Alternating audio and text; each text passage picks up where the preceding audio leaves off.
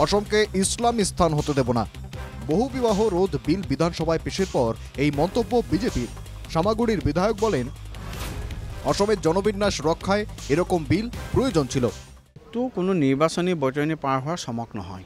আমাৰ চৰকাৰখন অহাৰ দিনাখনৰ পৰাই আমি জাতি মাটি ভেটি সংস্কৃতিৰ কথা আমি চিন্তা কৰি আছোঁ, প্ৰথম কথা।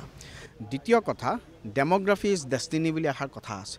অসমক জনগাঁথনি সলনি কৰি অসমক এক বৃহত্তৰ ইছলামী স্থান কৰিবৰ কাৰণে যিটো এটা প্ৰচেষ্টা চলি আহিছে, এই প্ৰচেষ্টাৰে অংশ আছিল এইবোৰ। গতিকে পলিগেমিটোৰ ক্ষেত্ৰত আজি যেতিয়া আমি আৰু আজি চাওক, আজি তিনি তালাক যেতিয়া মোদী ডাঙৰীয়াই আজি বন্ধ, তিনি তালাকৰ ক্ষেত্ৰত এটা দৃষ্টান্তকাৰী ব্যৱস্থা ল'লে, লাভান্বিত কোন হৈছে? লাভান্বিত মুছলমান মহিলাসকল হৈছে। লাভান্বিত কোন হৈছে? লাভান্বিত সমাজখন হৈছে। গতিকে AIUDFৰ দৰে পলিটিকেল পাৰ্টিয়ে সদায় এটা ইছলামিক ধৰ্মীয় উন্মাদনাৰ সৃষ্টি কৰি শাসক দল যাই বলুক না কেন, এই বিলের কড়া সমালোচনা করেছে AIUDF। বিধায়ক রফিকুল ইসলাম বলেন, বহুবিবাহ রোধ আইন প্রযোজ্য হোক অরুণাচল, মিজোরামে। অরুণাচলে বহু বিজেপি মন্ত্রী বিধায়কের একাধিক স্ত্রী রয়েছে, কিন্তু সেই সব বিজেপি শাসিত রাজ্যে বহুবিবাহ নিষিদ্ধ হয়নি। শুধুমাত্র অসমে একটি সম্প্রদায়কে টার্গেট করছে সরকার। সংসদে কেন পেশ হচ্ছে না এই বিল? স্টেট লেভেলে আর কোনো প্রয়োজন নেই। বিজেপি যদি সত্যি করেই সিরিয়াস যে পলিগেমির উপর প্র্যাকটিস হতে লাগে না, তো পার্লামেন্টে বিল আনুক, সেখানে পার্লামেন্টে বিল উত্থাপন করে সেখানে ডিসকাশন হোক এবং পুরো ভারতবর্ষের জন্য সকলের জন্যই এই আইনটা হোক, যদি আর প্রয়োজন অনুভব করে বিজেপি সরকার। কিন্তু আমি তো মনে করি সবথেকে বেশি দরকার পলিগেমির উপর বিল আনার প্রয়োজন ছিল অরুণাচল প্রদেশ, যেখানে বিজেপি শাসিত রাজ্য।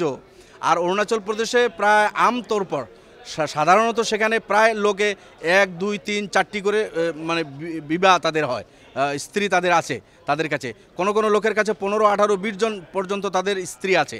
তো সেখানে সবথেকে বেশি প্রয়োজন ছিল বিজেপির যে অরুণাচল প্রদেশে এই বিল সেখানে বিল এনে সেখানে ডিসকাস করে পাশ করতো। কিন্তু অরুণাচল না মিজোরাম, নর্থ ইস্টে কোনো রাজ্যেই নেই, ভারতবর্ষে কোনো রাজ্যেই নেই। আসামে এটা এনে হেমন্ত বিশ্ব শর্মা সাহেব এখন উনি কাকে মোহন ভাগবতজিকে খুশ করার জন্য, RSSকে খুশ করার জন্য এই ধরনের কিছু বিল উনি আনছেন। কিন্তু হিমন্ত সরকারের এই বিল নিয়ে দেখা দিয়েছে আরও একটি বিতর্ক। কারণ স্বায়ত্তশাসিত জেলাগুলিতে প্রযোজ্য হবে না এই আইন।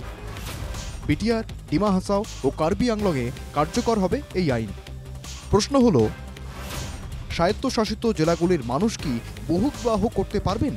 মুখ্যমন্ত্রীর কাছে জবাবদিহি AIUDF-এর।